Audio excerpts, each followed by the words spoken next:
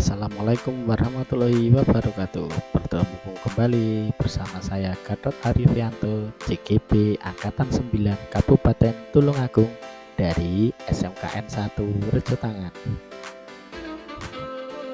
Kali ini saya akan mempresentasikan tentang tugas 1.4A9, aksi nyata budaya positif. Semoga tugas saya ini bisa memberi wawasan yang lebih bagi teman-teman. Selamat menyaksikan. Assalamualaikum warahmatullahi wabarakatuh. Shalom, damai sejahtera, Om Swastiastu, Namo Buddhaya, salam kebajikan, rahayu untuk kita semua. Terima kasih saya ucapkan kepada Bapak-Bapak MGMPS Teknik Elektronika Industri SMK Negeri 1 Rejotangan, di mana hari ini Bapak-Bapak bisa menyempatkan waktu dalam presentasi saya, yaitu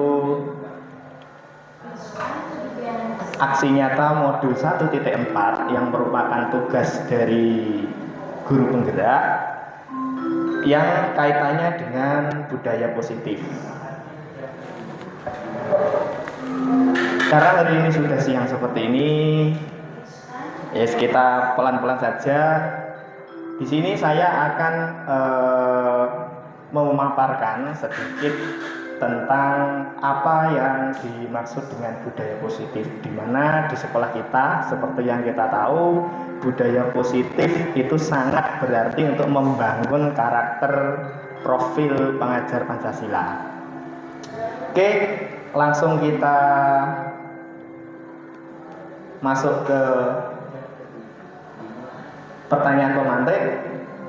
Yang pertama di sini saya mungkin di depan saya akan memberikan pertanyaan pemantik kepada bapak-bapak semua tentang apa itu dari budaya positif. Pertanyaan pertama adalah hukuman dapat mendisiplinkan anak. Nah, di sini saya ingin mencoba menggali dari pemikiran bapak-bapak semuanya. Untuk pertanyaan nomor 1 ini, hukuman dapat mendisiplinkan anak. Mungkin ada yang bisa berpendapat apakah di poin 1 ini hukuman itu memang bisa untuk mendisiplinkan anak. Pak Rohan mungkin bisa memberi jawabannya, ya bisa atau tidak, Pak, menurut Pak? Untuk jawaban saya itu tentu bisa. Terima kasih Pak Rohan. Dari pernyataan dari Pak Rohan tadi bahwa hukuman itu dapat mendisiplinkan anak. Oke, saya tidak akan menjawab sekarang. Ini nanti akan terjawab pada saat pemaparan saya yang ada di bawahnya. Yang kedua adalah pemberian hukuman dengan hal positif seperti membaca atau membersihkan halaman dapat meningkatkan disiplin anak.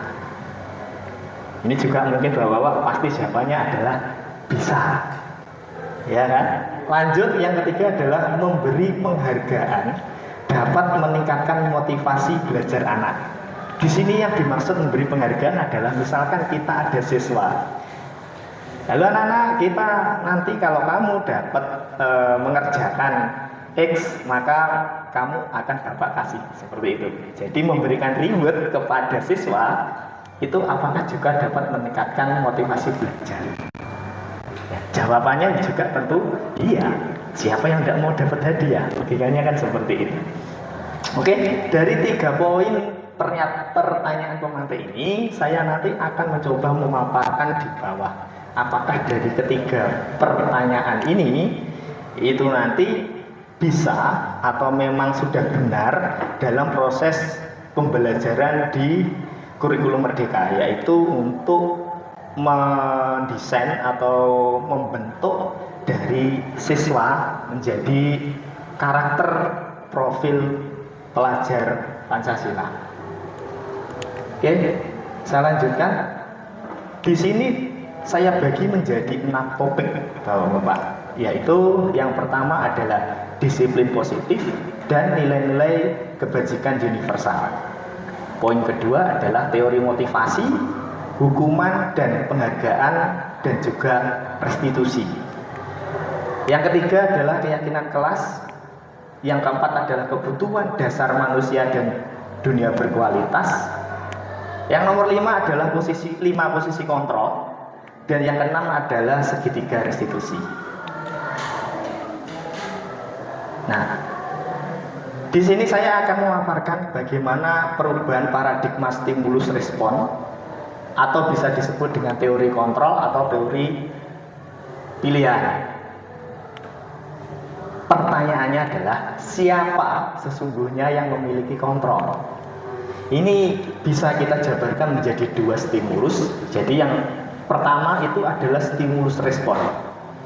Itu saya ambil, kita mencoba mengubah agar orang lain itu berpandangan sama dengan kita. Jadi kita memaksa orang lain itu memaksa dengan pola pikir kita. Jadi misalkan saya dengan Pak Rizal misalkan, ini paradigma berpikirnya beda, tapi saya berusaha untuk menyamakan. Teori kontrol adalah kita berusaha memahami pandangan orang lain tentang dunia. Jadi di sini itu arahnya ke kolaborasi. Nomor 2 adalah perilaku buruk dilihat sebagai suatu kesalahan. Jadi apapun itu, sesuatu yang buruk tidak sesuai dengan nilai-nilai itu dianggap suatu kesalahan dan wajib mendapatkan hukuman. Menurut teori kontrol adalah semua perilaku memiliki tujuan. Jadi diambil dari segi positifnya. Yang ketiga adalah orang lain bisa mengontrol saya. Sedangkan di teori kontrol hanya Anda yang bisa mengontrol diri Anda. Lanjut, saya bisa mengontrol orang lain. Di teori kontrol Anda tidak bisa mengontrol orang lain. Pemaksaan ada pada saat rujukan gagal. Jadi dipaksa. Kalau di sini adalah kolaborasi dan konsensus menciptakan pilihan-pilihan baru. Selanjutnya di sini ada model berpikir menang atau kalah. Sedangkan di teori kontrol atau pilihan, model berpikir menang-menang. Jadi di sini tidak ada yang kalah, semuanya menang, setara. Lanjut, di sini adalah pemahaman teori kontrol atau teori pilihan menurut Dr. William Blaster, yaitu dibagi seperti bagan flowchart di atas. Ya, jadi Anda tidak bisa mengontrol orang lain, hanya Anda yang bisa mengontrol diri Anda. Di mana di sini merupakan makna disiplin. Bisa dibaca bahwa semuanya seperti ini. Nah, di sini ada semua perilaku itu pasti memiliki tujuan. Tidak ada orang yang memiliki perilaku apapun, baik perilaku baik dan buruk itu tidak memiliki tujuan. Nah, ini dianalisa seperti ini, ada teori motivasi. Di sini ada motivasi ekstrinsik dan motivasi intrinsik. Nanti akan kita bahas di bawah. Selanjutnya adalah model berpikir menang-menang. Jadi tidak ada yang kalah. Kolaborasi dan konsensus menciptakan pilihan-pilihan baru, di mana ini merupakan 5 posisi kontrol yang bisa kita lakukan dalam mewujudkan budaya positif. Di sini ada segitiga restitusi, di sini ada realitas atau kebutuhan kita, di sini ada 5 kebutuhan dasar dari manusia. Ya, dari bagian di depan ini itu merupakan cikal bakalnya terwujudnya disiplin positif di suatu sekolah atau lingkungan sekolah. Lanjut, ini mungkin pertanyaan yang sering ada di benak kita, apakah makna dari sebuah kata disiplin? Ya, pada dasarnya disiplin itu dari bahasa Latin disciplina, yang artinya adalah belajar. Ya, jadi konotasi disiplin di sini itu adalah dari murid-murid atau Socrates dan Plato. Disiplin diri merupakan menggali potensi yang menuju sebuah tujuan. Tujuan yang apa yang akan dihargai. Ya, di sini saya sudah mencetak warna merah. Ya, ini adalah benang merahnya. Sesuatu yang dilakukan seseorang pada orang lain untuk mendapatkan kepatuhan. Jadi intinya mereka berdisiplin dan patuh. Disiplin dengan ketidaknyamanan, bukan dengan apa yang kita hargai, atau pencapaian suatu tujuan yang mulia. Ini saya cuplik dari Yayasan Pendidikan Luhur. Nah, selanjutnya adalah nilai-nilai kebajikan universal. Ya, di sini ada beriman, bertakwa, mandiri, bernalar kritis, kebinekaan global, bergotong royong, dan kreatif. Di mana di sini merupakan sebuah impian untuk mencapai sebuah tujuan, yaitu profil pelajar Pancasila. Ini adalah tujuan utama dari nilai kebajikan universal. Kita masuk ke pembelajaran 2.2, yaitu teori motivasi, hukuman, dan penghargaan, dan juga restitusi. Nah, teori motivasi perilaku manusia. Nomor 1, untuk menghindari hukuman atau ketidaknyamanan. Itu merupakan motivasi eksternal.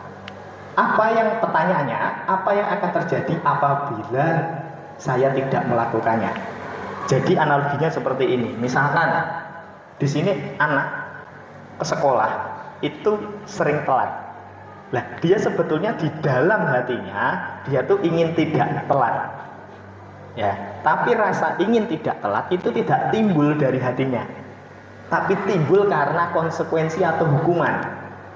Jadi dia jika telat maka dia akan mendapatkan sebuah hukuman. Nah, itu yang melandasi dari dia disiplin. Apakah itu kita inginkan? Tidak, karena ini merupakan motivasi eksternal. Tidak timbul dari hatinya sendiri, tidak timbul dari dirinya sendiri. Di mana seperti yang sudah diumumkan di atas tadi, profil pelajar Pancasila adalah sebuah profil pelajar yang berdisiplin tapi timbul dari hati nuraninya, tidak dari faktor eksternal. Lanjut, untuk mendapatkan imbalan dari orang lain. Pertanyaannya contohnya, apa yang akan saya dapatkan apabila saya melakukannya? Nah, ini adalah ribet tadi. Jadi misalkan ada anak itu dia patuh itu karena ada maunya. Nah, itu nanti kan efeknya di kemudian hari itu juga tidak baik. Berarti dia itu patuh jika ada maunya. Itu juga merupakan motivasi eksternal, yang dimana ini tidak kita inginkan di anak-anak kita terjadi. Nomor 3, untuk menghargai dirinya sendiri. Bisa dibaca di sini adalah saya akan menjadi orang yang seperti apabila saya melakukannya. Jadi dia memfeedbackkan ke dirinya sendiri. Sehingga motivasi itu yang timbul adalah motivasi internal. Motivasi dari dirinya sendiri untuk mencapai tujuan disiplin positif. Ini adalah Bapak Pendidikan Indonesia, yaitu Ki Hajar Dewantara. Menurut beliau, merdeka itu artinya tidak hanya terlepas dari perintah, akan tetapi juga cakap buat memerintah diri sendiri. Jadi dia itu sadar diri, tergerak dalam hatinya sendiri. Ini adalah menurut Bapak Pendidikan kita, Ki Hajar Dewantara. Untuk mencapai ini, maka itu adalah tugas dari semua warga sekolah. Yang selanjutnya adalah hukuman itu tidak harus dihukum, disuruh push up, disuruh motong rumput, disuruh untuk nulis surat pernyataan dan sebagainya. Bahkan pada saat kita memberikan penghargaan kepada siswa, itu juga sama efeknya seperti menghukum. Jadi poinnya di sini adalah pengaruh jangka pendek dan jangka panjang. Penghargaan yang menghukum. Jadi dengan memberi penghargaan itu maka akan merangsang siswa kita, pelajar kita itu nanti melakukan sesuatu itu harus ada maunya, harus ada rewardnya. Jadi tidak muncul dari dirinya sendiri. Penghargaan mengurangi ketepatan. Ini maksudnya dia tidak tergerak kalau tidak ada penghargaan. Penghargaan tidak efektif dan penghargaan yang merusak hubungan, di mana nanti anak-anak akan berlomba menuju kebaikan hanya karena satu kata, yaitu mendapatkan sebuah penghargaan. Dihukum oleh penghargaan. ini dibagi menjadi 3. Ada penghargaan menurunkan kualitas, di mana kualitas dari mental anaknya nanti juga akan turun, dan juga penghargaan mematikan kreativitas. Jadi dia tidak akan berpikir kreatif dan praktis jika tidak ada penghargaan. Saya tidak dapat apa-apa, buat apa saya kreatif? Kurang lebih seperti itu. Lanjut, penghargaan mengurangi motivasi intrinsik. Ini poinnya. Jadi apapun itu akhirnya berbayar. Kalau tidak berbayar tidak dilakukan. Sebagaimana nilai-nilai sebagai pelajar Pancasila kalau seperti ini. Ini yang dimaksud di poin slide saya ini dihukum oleh penghargaan. Jadi tidak semua penghargaan itu baik. Nah, di sini Bapak-bapak sekalian akan saya ajak ke pemahaman yang selanjutnya. Kita sembari berenang, sembari ini sudah siang. Saya lihat Bapak-bapak semuanya juga sudah agak kehilangan konsentrasi. Maka di sini saya ada sedikit tugas atau bisa saya katakan kuis lah. Di sini adalah saya tulis sebuah tindakan guru. Ya, mulai dari atas ini adalah mencatat 100 kali dalam buku kalimat, saya tidak akan terlambat lagi. Ini adalah tindakan guru yang sering dilakukan di sebuah sekolah. Nah, Bapak-bapak sekalian, tugasnya adalah memilih apakah ini merupakan hukuman ataukah konsekuensi.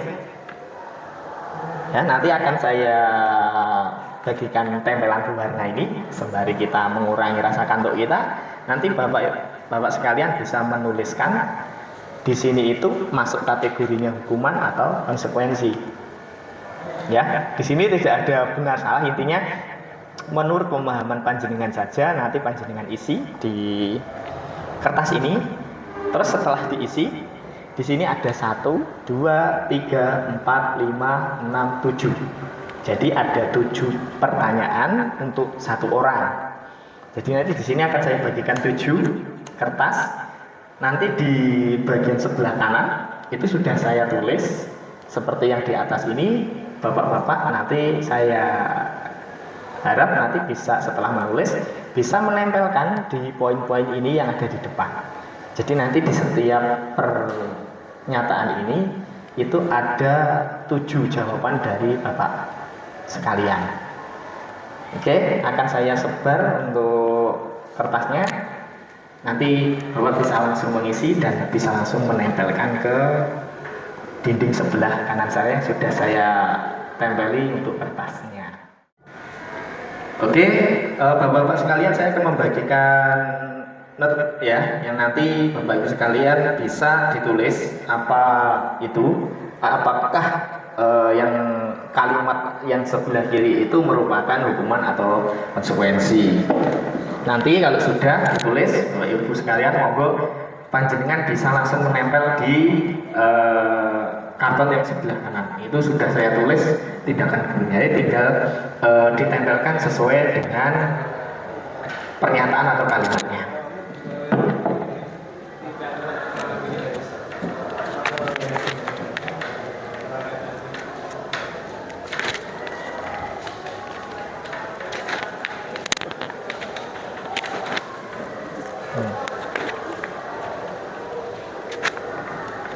Sandinya no.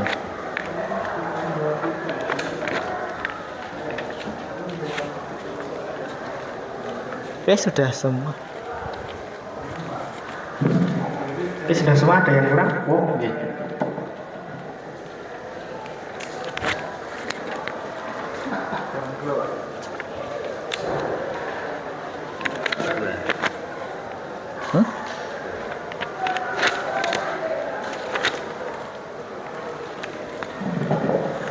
Monggo Bapak Ibu silahkan menuliskan, mencoba menjawab dari kuis yang di atas, yaitu tentang hukuman atau konsekuensi. Menurut pandangan sudut pandang Bapak-bapak semuanya saja, tidak memaksa.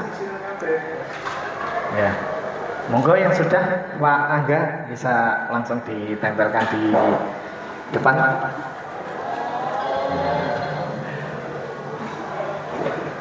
Oke. Iya, Bapak yang lain? Yes. Menurut panjenengan saja tidak ada yes. Biar nanti kita bisa sama-sama belajar.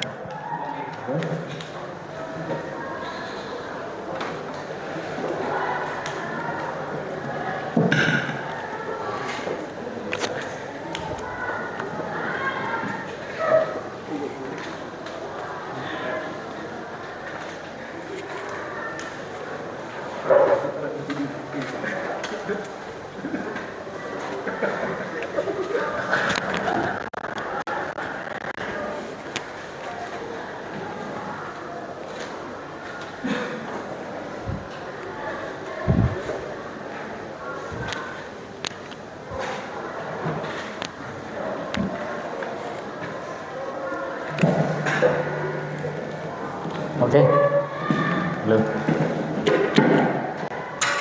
Oke, terima kasih Bapak sekalian sudah memberi pendapatnya tentang tindakan guru yang di depan.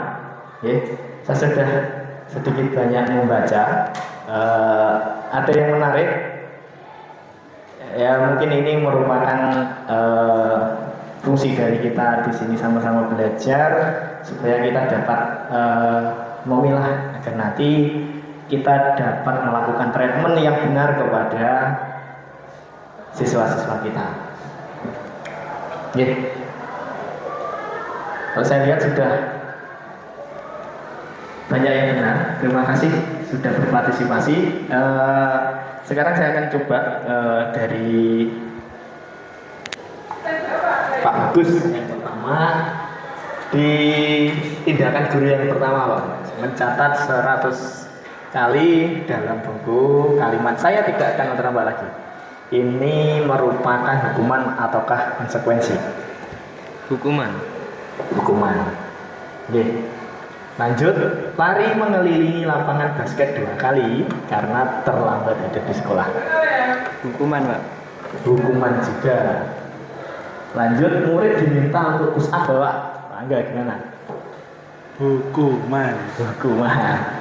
Oke, lanjut, menggantikan kertas tugas teman yang telah dicoret-coret. Pak Rowan. Konsekuensi. Oke. Konsekuensi ini mungkin saya tidak bisa semuanya karena kabelnya terbatas.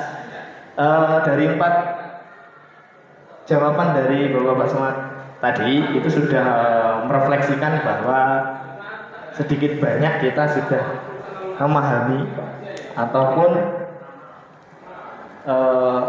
bisa menyimpulkan bahwa tindakan-tindakan guru yang ada di depan di sini itu bisa kita bilang menjadi apakah itu hukuman ataupun konsekuensi.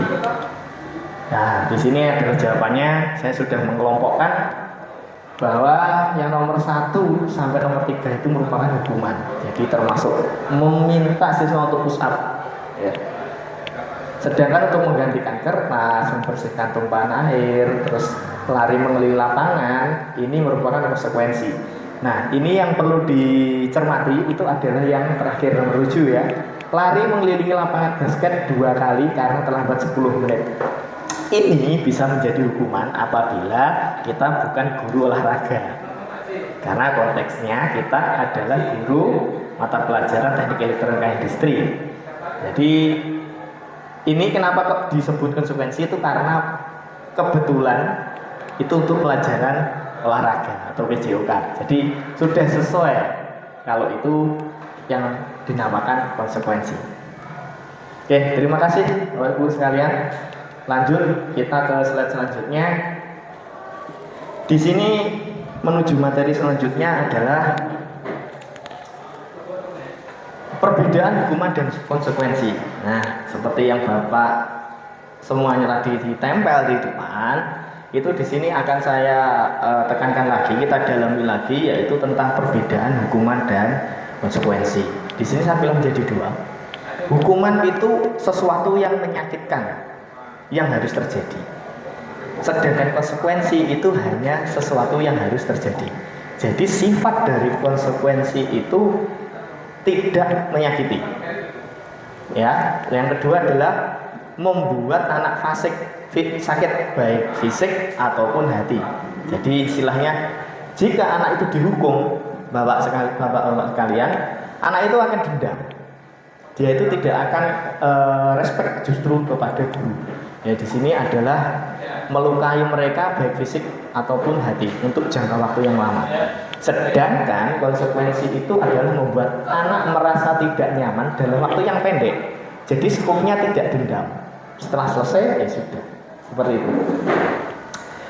Lanjut yang ketiga, anak membenci kedisiplinan. Ya, ini karena dihukum.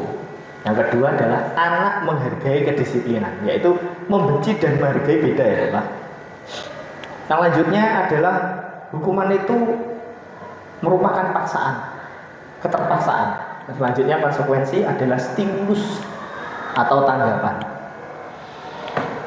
Hukuman mendorong anak menyakiti dirinya sendiri. Jadi membuat misalkan tadi disuruh push up, nah anak itu otomatis yang tidak biasa push up pasti nanti jarum semua. Efeknya adalah menyakiti diri sendiri. Sedangkan konsekuensi adalah mendorong agar anak mudah menyesuaikan diri. Jadi dia bertanggung jawab terhadap apa yang dia perbuat.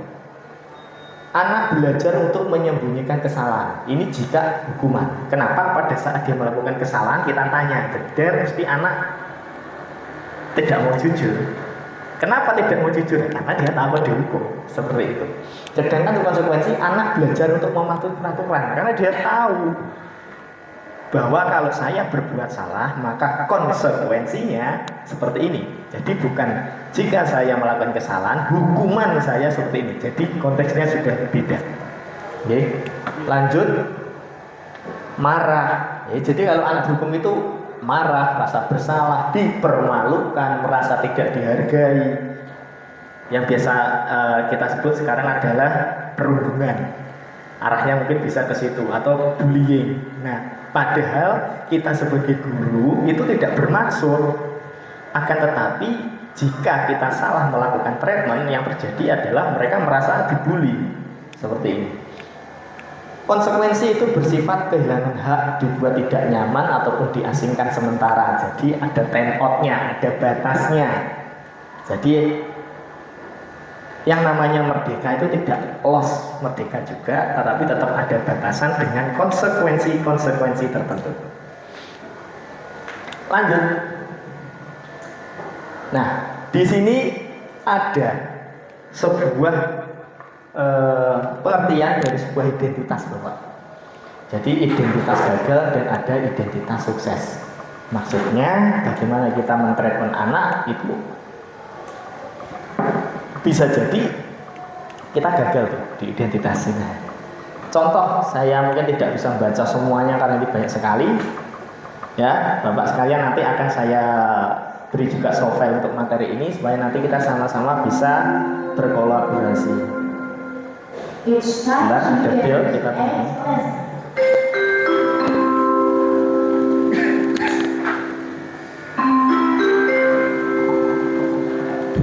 Saatnya jam ke-8 dimulai.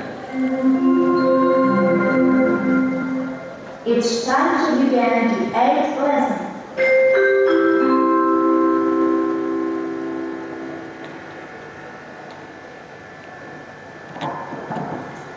Oke, mohon maaf ada sedikit tadi ada bel. Kita lanjut. Saya akan coba ngambil 2 poin saja. Yang pertama, sesuatu yang menyakitkan dan harus terjadi itu merupakan hukuman. Di mana di sini hukuman itu merupakan identitas gagal. Ya. Lanjut, identitas sukses itu ada disiplin. Ya. Nah, itu bisa dibagi menjadi 2. Tidak harus dengan konsekuensi. Nah, ini kita nambah lagi. Ada selain konsekuensi, ada tingkat atasnya yaitu apa? Dengan restitusi. Ya, seperti ini. Sesuatu yang harus terjadi. Jadi jika kamu melakukan ini, konsekuensinya ini. Kalimatnya mungkin seperti itu, ya. Lanjut, restitusi itu merupakan pilihan. Pilihan di mana anak nanti akan kita jelaskan tentang apa yang salah, apa kesalahan. Jadi kita ingatkan kita kaitkan dengan norma-norma ataupun kesepakatan yang sudah kita sepakati sebelumnya. Itu namanya adalah restitusi. Ya. Nomor 2, tidak nyaman untuk murid untuk jangka panjang. Ini nanti arahnya ke dendam, bapak-bapak sekalian. Jadi anak itu kalau kita hukum, pasti mereka punya dendam. Padahal kita orang tua mereka di sekolah. Selanjutnya, tidak nyaman untuk murid atau anak untuk jangka waktu yang pendek. Konsekuensi itu bisa dilakukan. Setelah dilakukan selesai. Karena itu merupakan konsekuensi. Restitusi adalah menguatkan untuk murid dan anak dalam waktu yang panjang. Ya, jadi di sini prosesnya adalah menguatkan positif mereka. Jadi poin-poin atau sikap positif mereka itu kita kuatkan supaya mereka melekat dari nilai-nilai yang positif. Oke, saya akan melanjutkan ke restitusi. Yang seperti tadi kita sudah belajar tentang hukuman, kita sudah belajar tentang konsekuensi. Selanjutnya kita akan belajar tentang apa itu yang namanya restitusi. Restitusi adalah proses menciptakan kondisi bagi murid untuk memperbaiki kesalahan mereka. Jadi repairing, di mana di restitusi ini diharapkan siswa itu bisa memperbaiki dirinya. Bahasa Jawanya ison belok gitok dewi.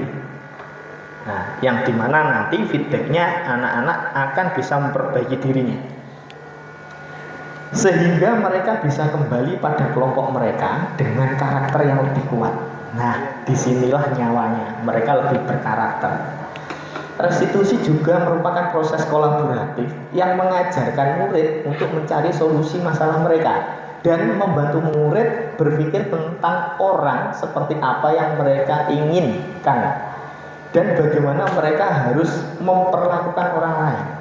Jadi di sini konteksnya adalah mereka disadarkan, difahamkan ya, terhadap norma-norma yang atau kesepakatan yang sudah disepakati ataupun norma-norma yang berlaku di sekolah.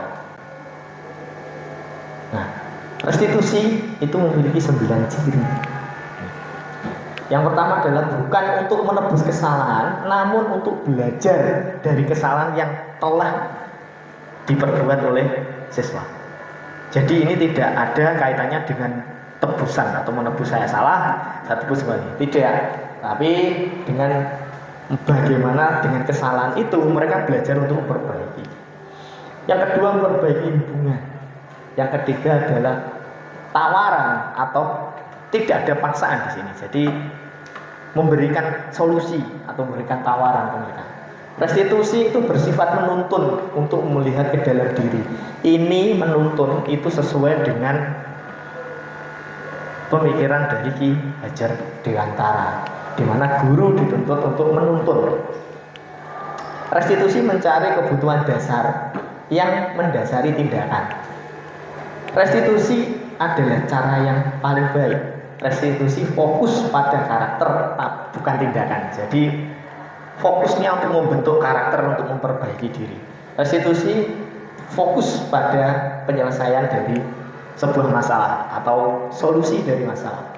Restitusi mengembalikan murid yang berbuat salah pada kelompoknya, yang dimana biasanya murid jika melakukan kesalahan, misalkan dia bolos terlalu banyak, maka dia untuk kembali ke kelompoknya, kelasnya itu mereka malu.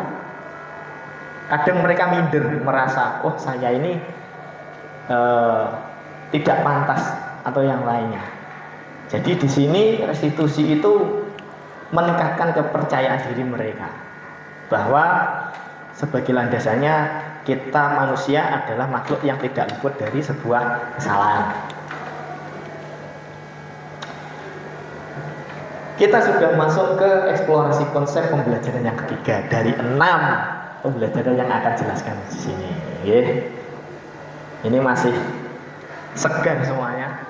Oke, bapak-bapak sekalian, kelihatannya ini sudah siang dan bapak-bapak tadi saya lihat ada yang kelihatan sudah teler, sudah payah. Maka saya sisipi es breaking bapak-bapak supaya nanti panjenengan bisa fresh lagi. Oke, es breakingnya sebelum kita lanjut ke eksplorasi konsep pembelajaran yang ketiga, membahas tentang keyakinan kelas, karena ini nanti kita masuknya di keyakinan kelas itu banyak materi yang kita bahas dan ini sudah jam 12 siang. Oke, kita coba ice breaking. Jadi seperti ini aturan mainnya. Apabila nanti saya berkata pagi, maka bapak-bapak sekalian tepuk tangan 1 kali. Apabila saya berkata siang, maka tepuk tangannya 2 kali. Apabila saya berkata sore, maka tepuk tangannya 3 kali. Nah, yang terakhir apabila nanti saya sebut malam, maka setengah kali. Jadi tangannya hanya seperti ini, tidak tepuk tangan. Oke? Ronde pertama. Kita coba pemanasan dulu Bapak-bapak sekalian. Siap? Pagi. Sore. Siang. Malam. Sore. Oke, terima kasih. Aplaus untuk kita semua. Saya akan mencoba ronde yang kedua. Belum selesai. Ronde kedua ini ada ronde selanjutnya. Sama aturan mainnya, cuma saya kombinasikan. Dan saya lebih percepat temponya. Misal, saya bilang pagi, sore, maka tepuk tangannya berapa kali? 4 kali. Saya bilang siang, sore, 5. Kalau saya bilang siang, malam, 2,5. Jadi hanya 2 saja, yang satu hanya seperti ini. Siap Bapak semua? Oke, lanjut. Kita mulai ronde kedua. Sore malam.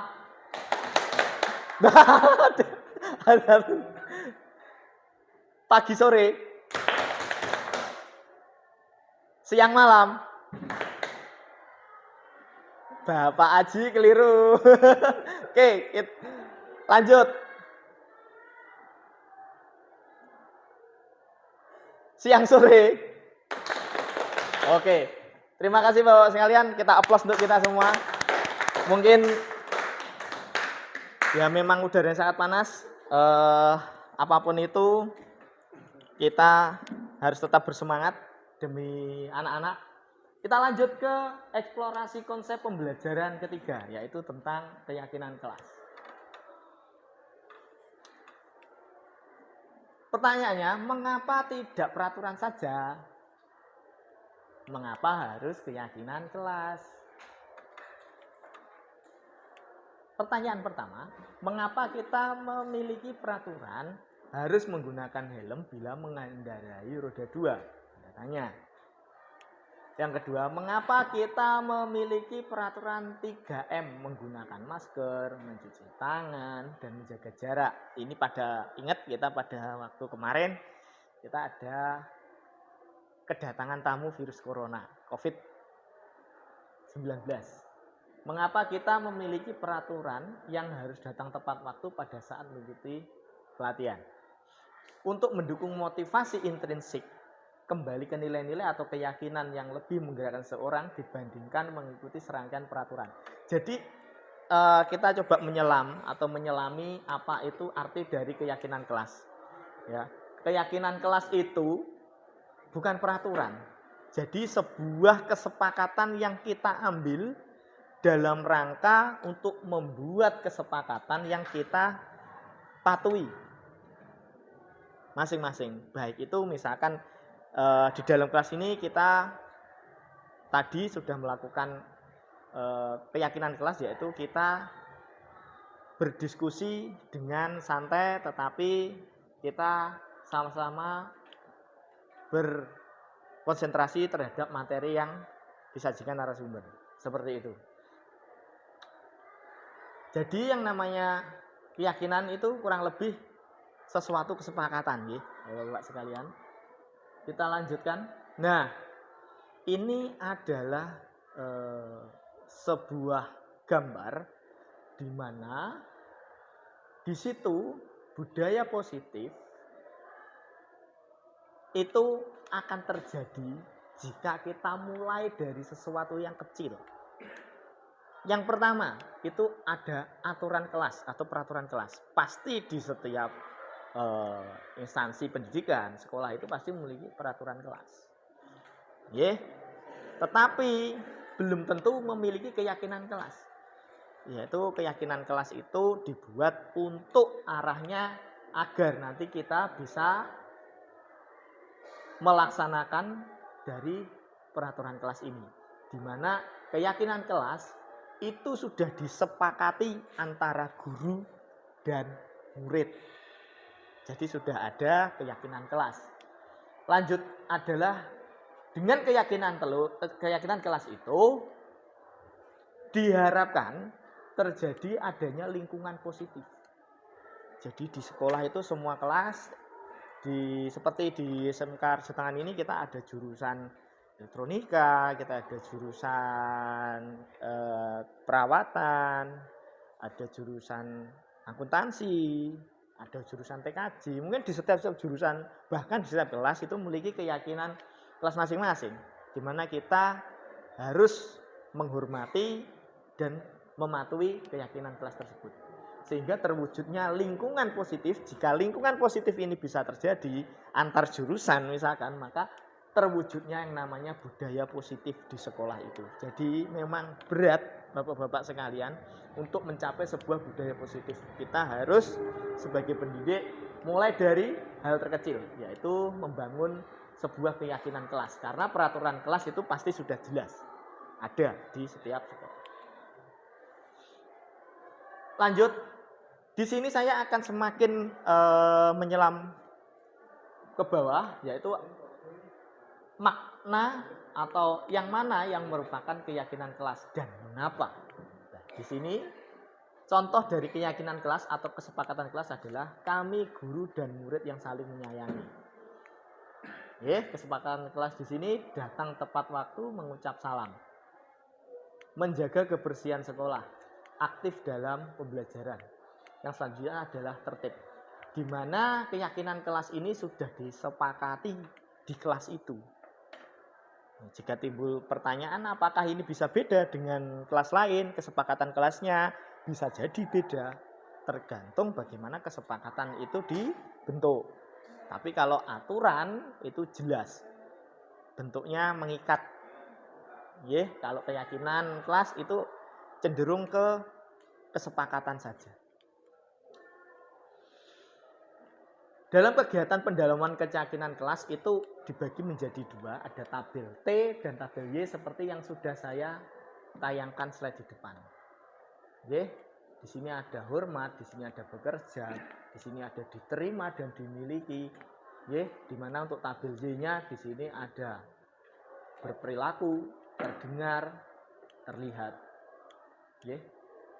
Ini adalah pendalaman dari keyakinan kelas yang diwujudkan dalam sebuah tabel T dan tabel Y.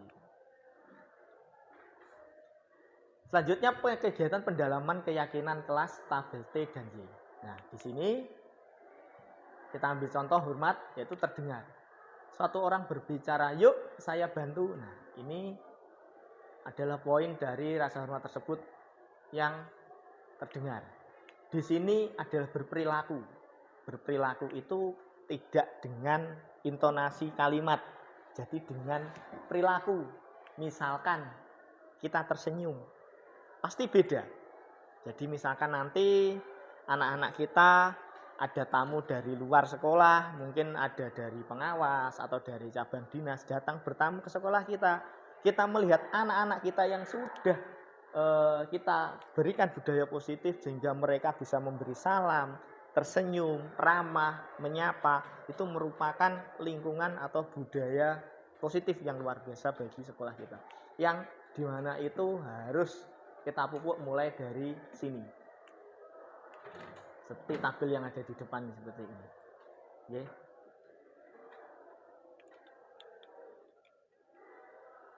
Nah, dari tabel ini, di atas ini, di sini adalah contoh dari keyakinan kelas. Di mana di sini terpampang ada yang ini memberikan ruang bekerja atau postur tubuh yang tenang. senantiasa berbuat baik. Di sini kembali akan saya coba menggali lebih dalam pemahaman kita sama-sama belajar tentang keyakinan kelas. Keyakinan kelas, wujud dari keyakinan kelas apa di sini yang nanti bisa kita wujudkan atau terbentuk.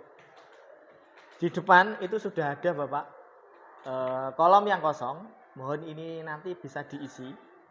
Di situ saya sudah memberikan lembaran yang isinya seperti yang sudah saya tayangkan di depan. Mohon Bapak sekalian, saya beri waktu 3 menit untuk mengisi. Mungkin saya nanti memanggil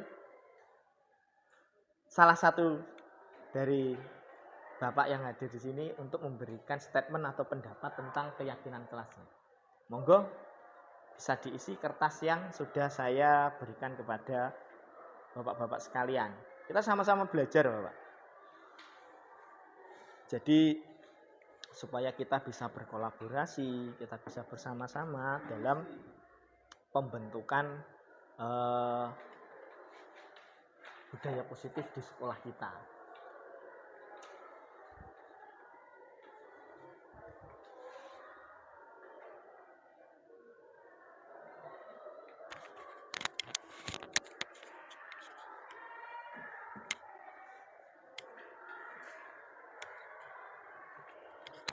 Oke, saya akan coba berjalan ke belakang menggali. Mungkin yang nomor 1 sembari bapak-bapak yang lain mengisi, itu saya coba untuk Pak Aji. Nah,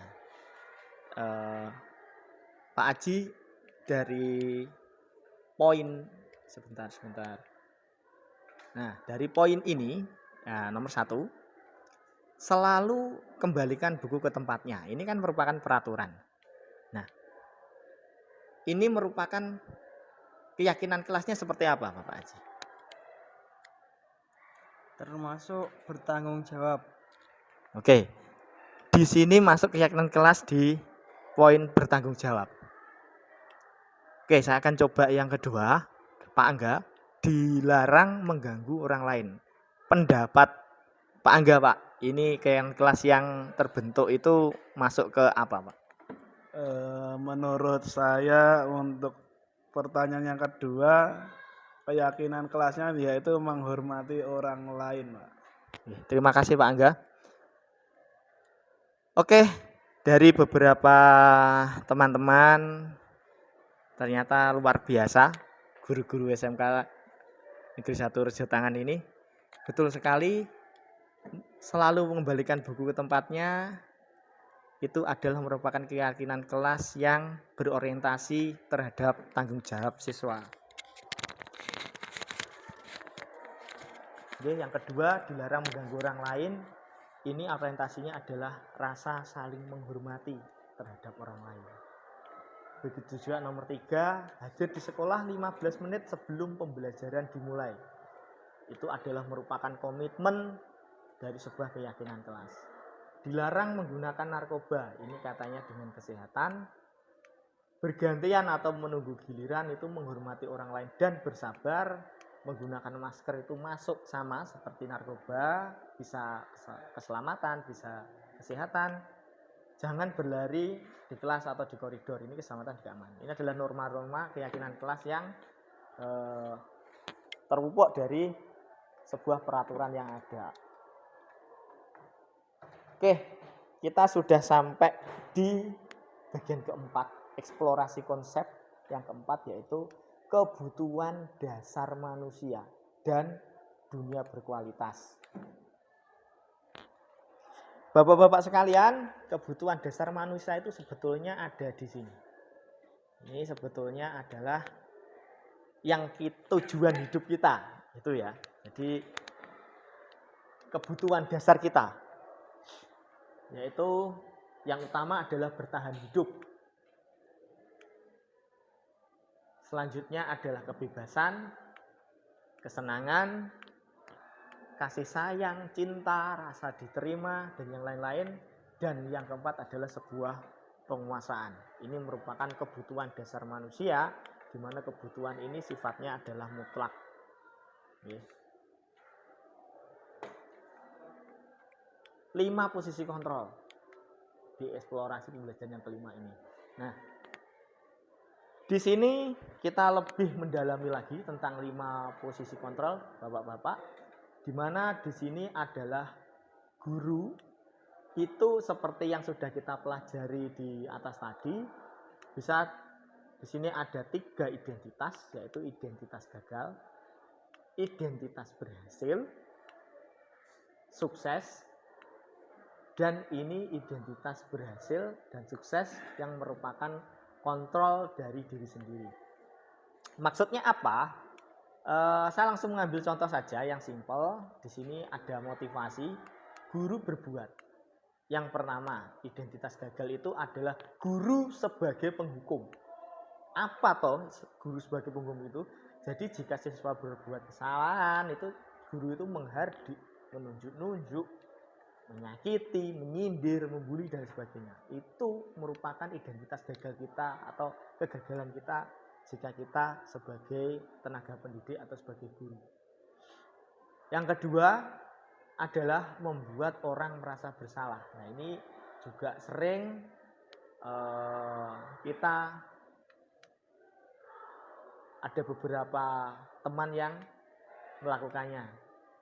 Jadi di sini poinnya membuat orang bersalah itu adalah seharusnya seperti ini. Bapak kecewa, ibu kecewa, sehingga di sini siswa atau anak itu akan merasa bersalah dengan tindakannya. Jadi ini yang tidak diinginkan atau di sini masuk ke identitas gagal. Yang kedua adalah identitas berhasil. Ya, ini berhasil sih. Cuma orientasinya ini terkontrol dari luar. Jadi ini sudah berhasil, tapi makna dari profil pelajar Pancasilanya itu tidak dapat, Bapak-bapak sekalian.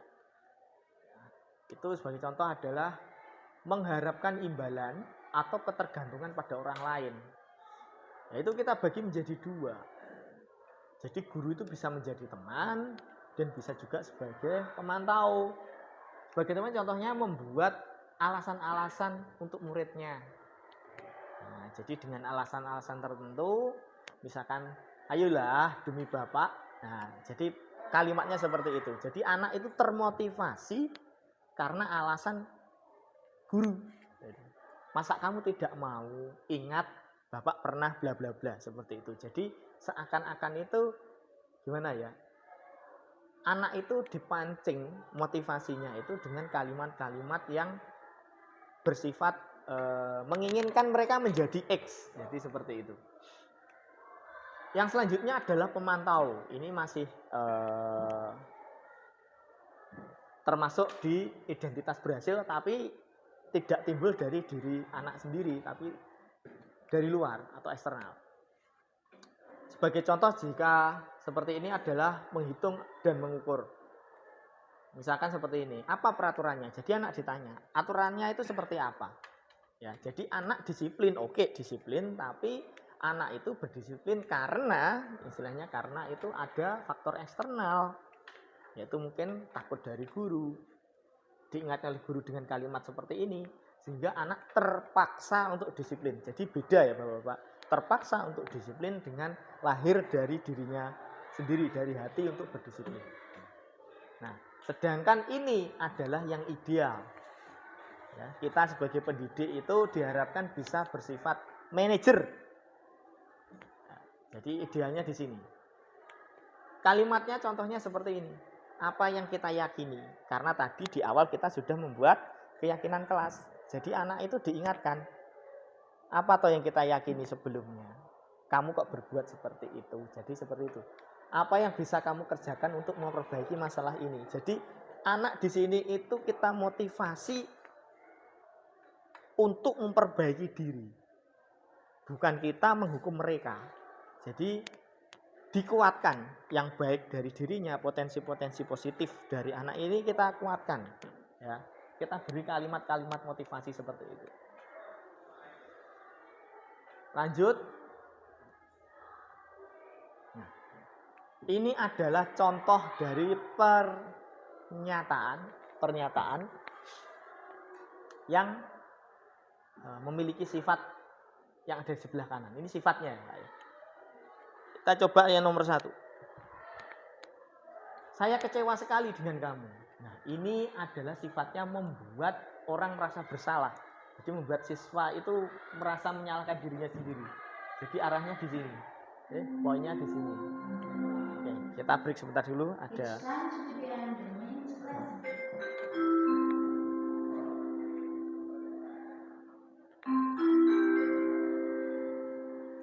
saatnya yang ke-9 dimulai. It's time to begin the main lesson.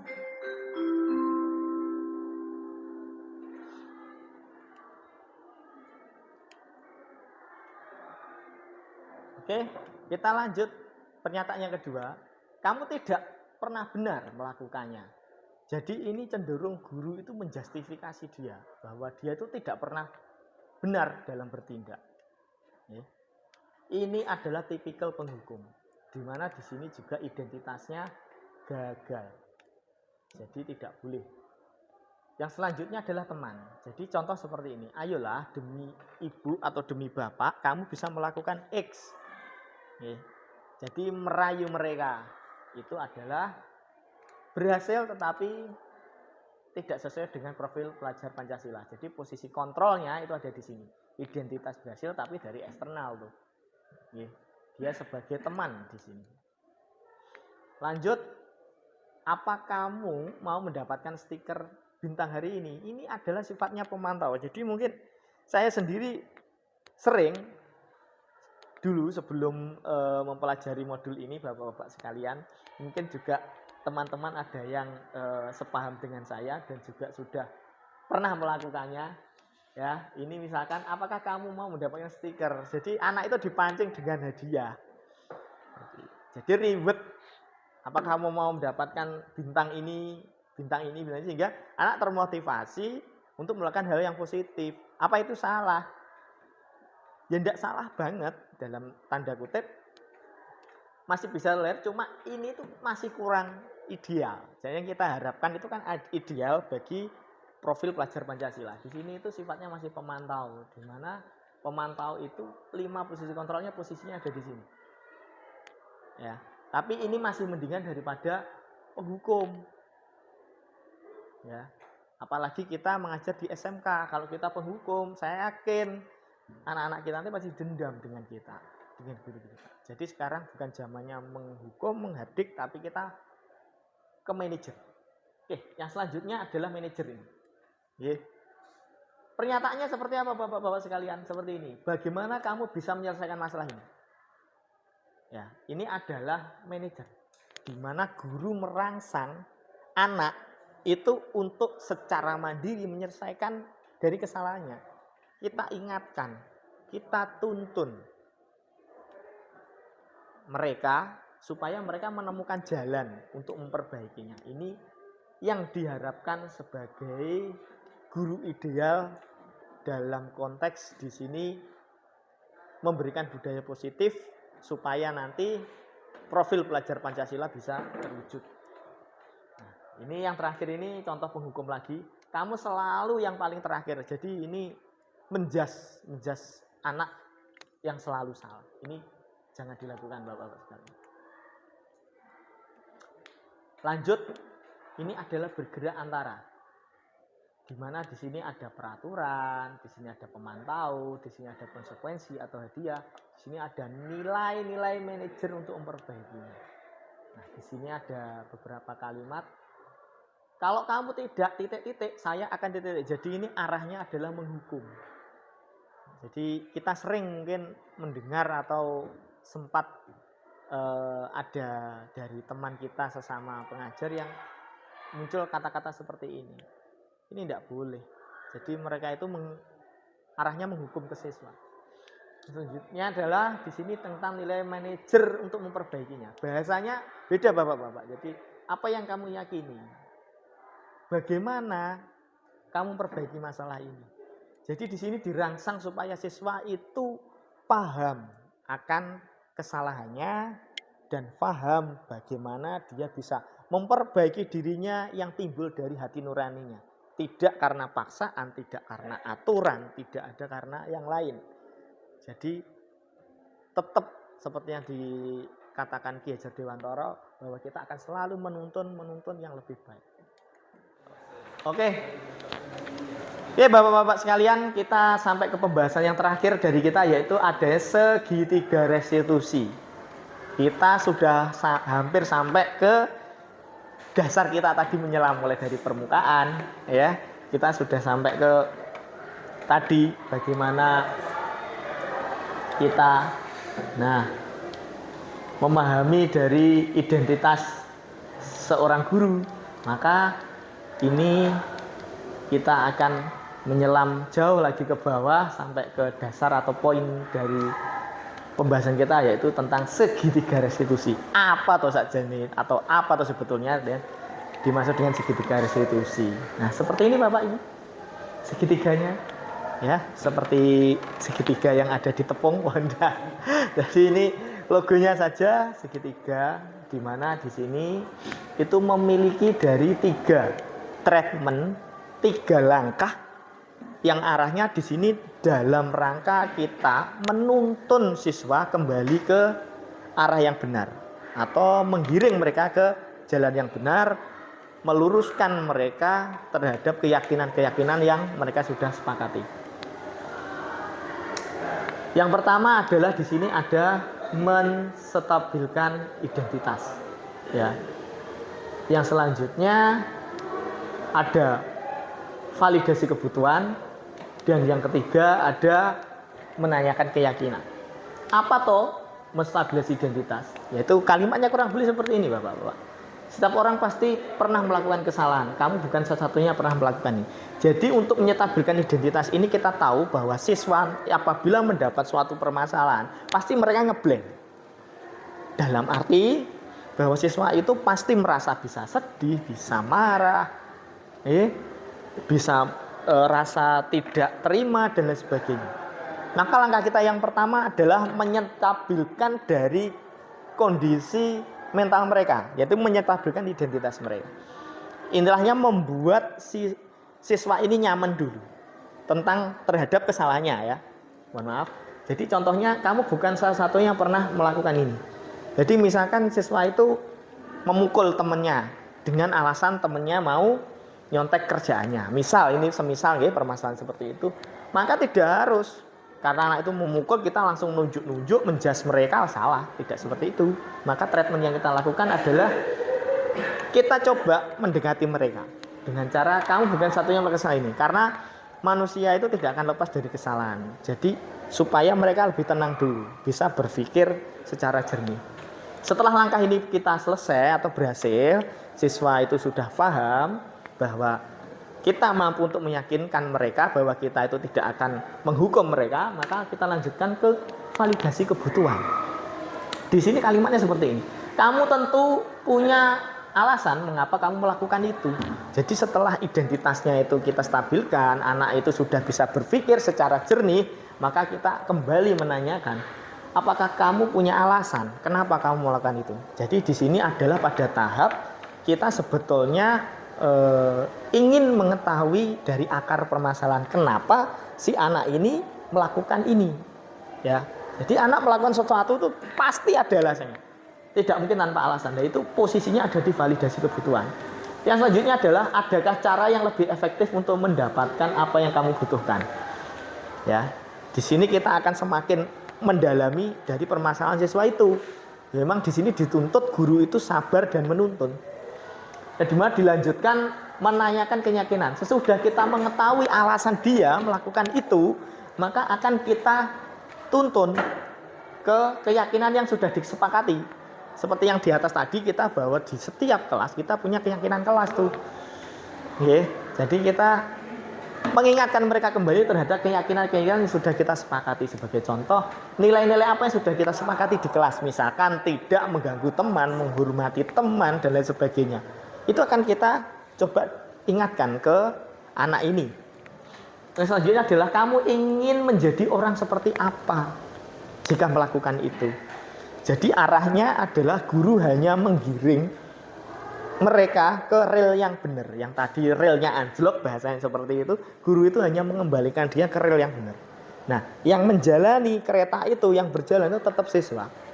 Jadi siswa akan termotivasi untuk memperbaiki diri. Seperti itu, Bapak.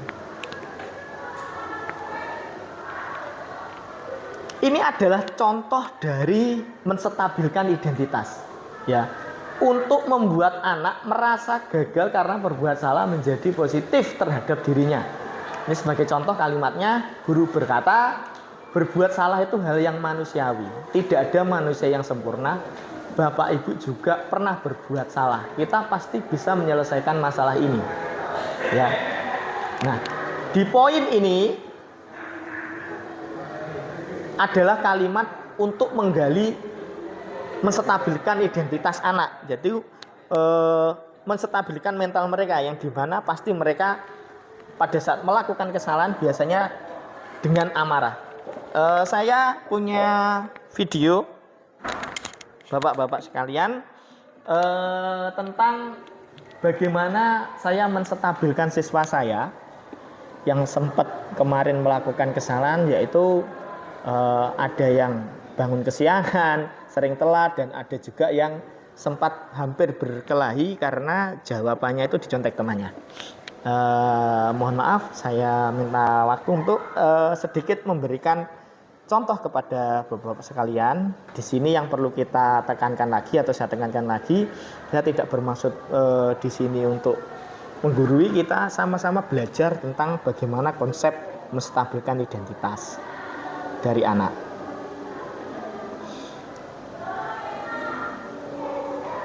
Ini sebagai contoh Bapak untuk menstabilkan identitas.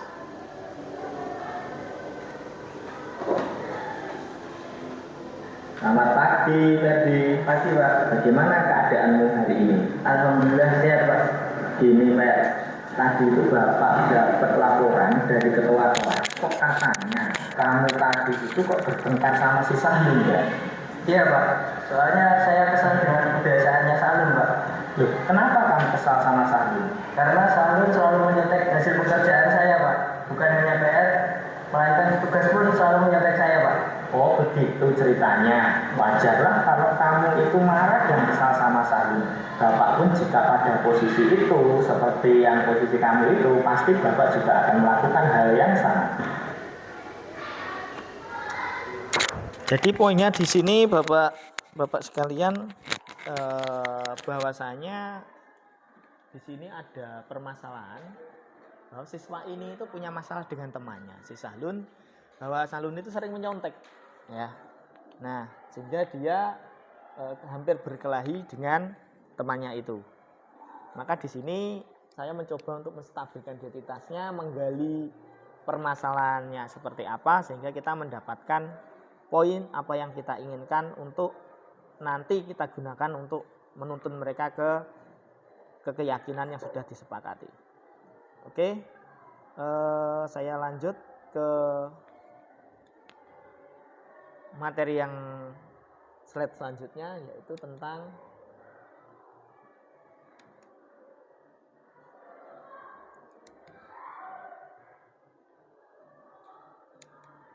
di sini adalah validasi kebutuhan, yaitu kita akan menanyakan tentang bagaimana kebutuhan mereka. Jadi anak yang melakukan kesalahan itu pasti mereka juga membutuhkan sesuatu. Sebagai contoh, ini adalah kalimat tanyanya, kamu pasti punya alasan mengapa melakukannya. Jadi di sini kita gali. Mereka itu melakukan itu kebutuhan mereka apa? Apa tujuan mereka melakukan hal tersebut? Jadi arahnya seperti itu. Lanjut, apakah kamu bisa melakukan dengan lebih baik besok pagi? Jadi kalimatnya seperti itu. Kita tuntun dengan cara yang lebih soft, tetapi masuk ke dalam diri mereka. Sehingga kita paham apa yang mereka butuhkan sebetulnya. Alasan apa yang mereka butuhkan sehingga dia atau mereka melakukan kesalahan itu. Kembali akan saya tampilkan contoh dari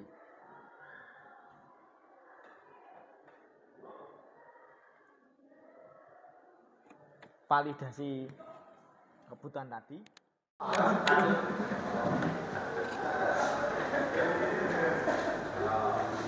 Ini sekarang kita pikirkan tentang tindakan kamu. Kamu marah-marah sampai gebrak meja.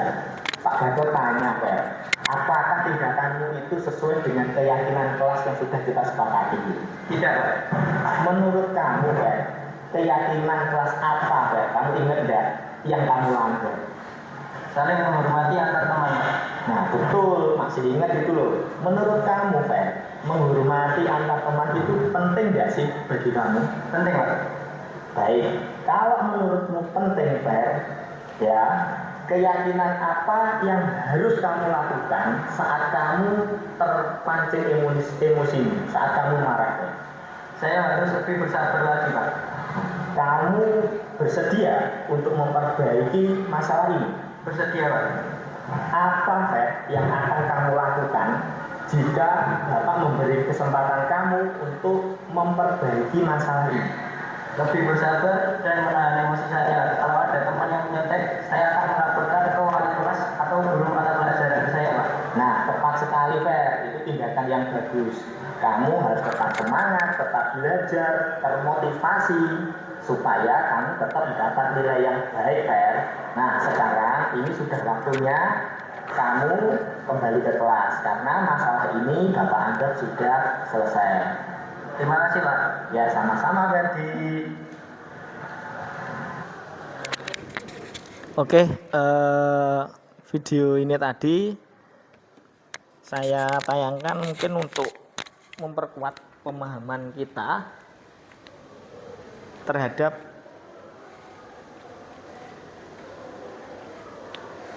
poin menanyakan keyakinan kelas. Jadi ya memang kita harus telaten.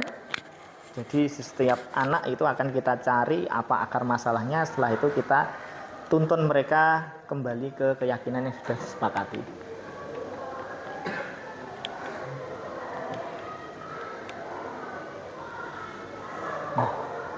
Intervensi 30 detik. Intervensi ini membantu murid kembali ke tujuan semula dengan cukup singkat, dengan cara non konfrontatif. Pertanyaan-pertanyaan yang diajukan biasanya dikemukakan oleh seorang pemantau atau manajer. Jadi pertanyaan seperti ini baik Bapak-bapak sekalian. Jadi misalkan apa kamu ingin berbuat lebih baik, itu agar mereka ingat terhadap keyakinan yang disepakati. Oke, terima kasih banyak Bapak-bapak sekalian. Hari ini sudah meluangkan waktu di presentasi saya yang di sini semata-mata bertujuan untuk supaya kita belajar tentang bagaimana kita dapat mewujudkan budaya positif di sekolah kita. Terima kasih. Saya akhiri pertemuan hari ini. Akhirul kalam. Wassalamualaikum warahmatullahi wabarakatuh.